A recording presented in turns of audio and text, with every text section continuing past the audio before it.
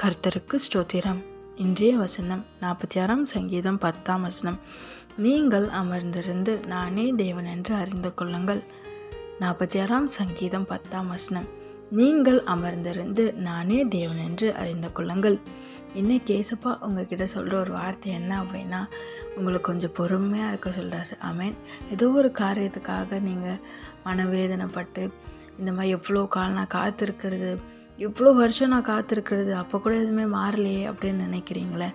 இல்லாட்டி ஏதோ ஒரு காரியத்துக்காக நீங்கள் மனம் கசந்துட்ருக்கலாம், யாருக்கும் தெரியாமல் நீங்கள் அழுதுட்ருக்கலாம். ஏசப்பா சொல்லார், பொறுமையாரு, நானே தேவன் என்று நீ அறிந்து கொள்வேன். உனக்கு வாக்கு தந்தவர் நான் சொல்லி அறிந்து கொள்வேன்.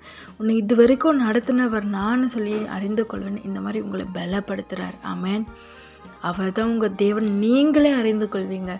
நீங்கள் அந்த அளவுக்கு தேவன் மேலே விசுவாசத்தை வைக்கும்படியாய் அவர் உங்களுக்காக காரியங்களை செய்ய போகிறார். நம்புறீங்களா? சோர்ந்து போகாதீங்க. ஏசப்பா உங்களுக்காக யாவையும் செய்து முடிப்பார்.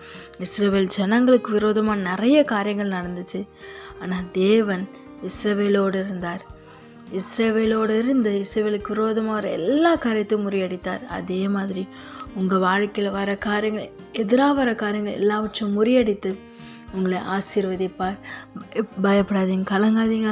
அவர் உங்கள் கூடவே இருந்து உங்களை ஆசீர்வதித்து உயர்த்துவார். கொஞ்சம் பொறுமையாக இருங்க, காத்திருங்க. நிச்சயமாக அது வரும், தாமதிப்பதில்லை. உங்களோடு இருந்து கர்த்தர் உங்களை அதிகமாக ஆசீர்வதிப்பார். ஆமேன்.